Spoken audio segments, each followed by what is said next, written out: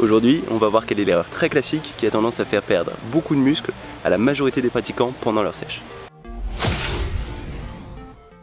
Salut, ici Nico et aujourd'hui je vais te parler de sèche et plus particulièrement de la grosse erreur que font la grande majorité des pratiquants ils ont tendance à perdre beaucoup de muscles en même temps qu'ils perdent du gras. Et cette erreur, c'est quelque chose que j'ai fait moi quand j'ai fait ma première sèche. Et ce que je savais, c'était qu'il fallait pas diminuer trop vite mes calories, donc ça je l'ai fait progressivement. Par contre, j'étais pas au courant exactement du type d'entraînement que je vais mettre en place pendant mes séances d'entraînement quand j'étais en sèche. Et ce qui s'est passé, c'est que du coup j'ai fait cette erreur qui derrière a fait que certes au début j'ai réussi à perdre assez rapidement de la graisse, mais rapidement il y a beaucoup de muscles qui est parti aussi. Et en fait cette erreur c'est tout simplement de faire un grand nombre de répétitions pendant mes séances au lieu de garder mes formats classiques pour réussir à sécher plus vite. Et le problème de ça, c'est que quand tu fais un grand nombre de répétitions, pour faire ces peut-être 15-20 répétitions, tu vas être obligé de diminuer tes charges de travail. Et ça va avoir tendance à te faire perdre du muscle. Parce que concrètement, ce qui se passe, c'est que quand tu es en sèche, ton corps il est dans un état dit catabolique. Ça veut dire un état pendant lequel il a plus tendance à supprimer du muscle qu'en temps normal. Et d'ailleurs, ton corps il est soit dans un état catabolique, où il a tendance à perdre du muscle, soit dans un état anabolique, où il a tendance à prendre du muscle, à prendre du gras aussi. Et quand on se met dans cette phase de sèche, comme je te l'ai dit, on est dans cette phase catabolique, ça veut dire qu'on a plus tendance à perdre du muscle. Et du coup, si en plus d'avoir cet effet catabolique, tu diminues ta charge de travail, ton corps il aura encore moins de raisons de maintenir ta masse musculaire. Donc c'est vraiment une erreur basique qu'il faut à tout prix éviter. Et c'est vrai qu'en général ça part d'une bonne intention. On se dit je veux sécher, du coup je vais brûler plus de calories en faisant plus de répétitions. Mais le problème de ça c'est que quand tu fais plus de répétitions, il faut forcément que tu diminues ta charge de travail et ça fait que tu auras moins de raisons de conserver ton muscle. Donc nous ce qu'on veut au contraire, c'est donner à ton corps un maximum de raisons de s'accrocher à ce muscle pendant cette phase de sèche où déjà d'habitude il a tendance à t'enlever du muscle. Donc comment on va faire ça? Comment on va réussir à augmenter ta dépense calorique, à sécher plus vite en maintenant ton muscle? En fait ce qu'on va faire, c'est au lieu de juste augmenter ta quantité de répétitions, on va augmenter ta densité d'entraînement. Ça veut dire qu'on va garder tes charges élevées, mais ce qu'on va faire, c'est on va augmenter ton intensité d'entraînement pour encore plus pousser ton corps à brûler ses calories, en rajoutant du volume, en maintenant ses charges. Alors concrètement, à quoi ça va ressembler? Une première chose que tu peux faire, c'est par exemple des supersets. C'est-à-dire, par exemple, au lieu de faire ton développé couché, tes 4 séries, puis ton rowing, tes 4 séries, tu vas les enchaîner à la suite avant de prendre ton temps de repos. Tu vas faire par exemple une série de développé couché, tu vas pas prendre de temps de repos, faire ta série de rowing et là seulement prendre ton temps de repos. Et c'est assez intéressant puisque le fait de solliciter à la suite ces deux gros muscles, ça va fatiguer ton système cardiaque et ça va te pousser à brûler plus de calories sur le long terme.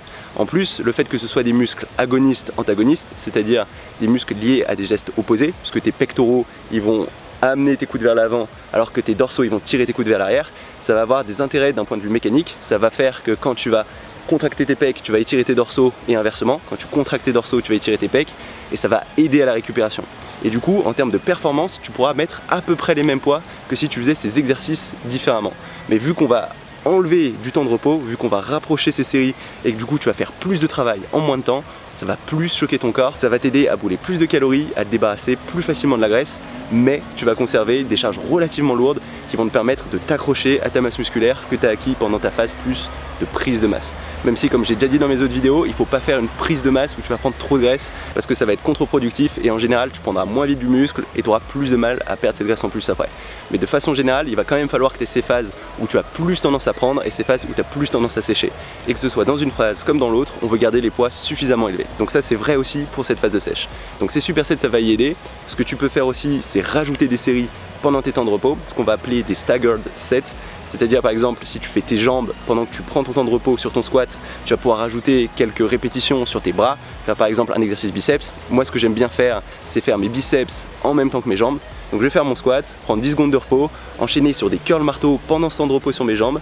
Quand ce temps de repos sur mes jambes est fini, je réenchaîne sur la deuxième série de squats et là directement je vais faire ma deuxième série de curl marteau et ainsi de suite. Et ce qui est intéressant en fait c'est que vu que les jambes et les bras ils vont pas solliciter l'un l'autre dans les différents exercices, je vais pouvoir mettre presque autant d'intensité et autant de poids sur chacun de ces exercices.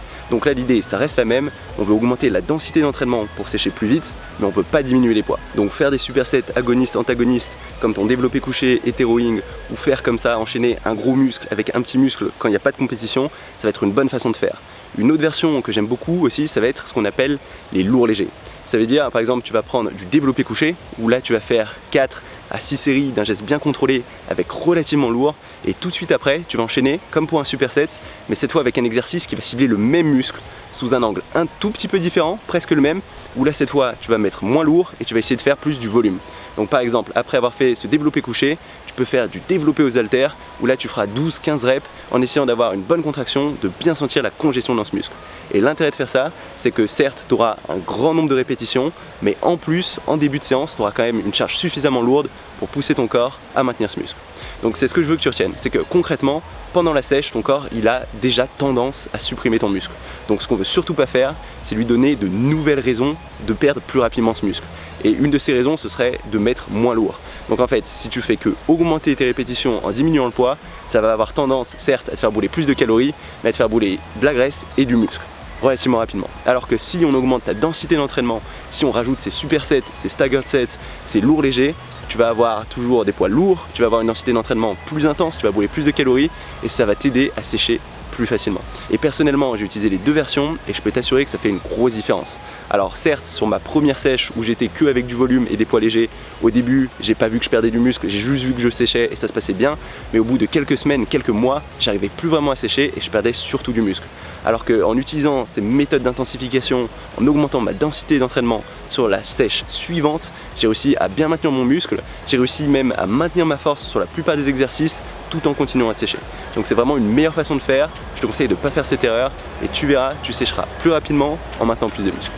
Donc voilà, ça va être tout pour cette vidéo. Si jamais elle t'a plu, n'hésite pas à mettre un petit pouce bleu ou un petit commentaire.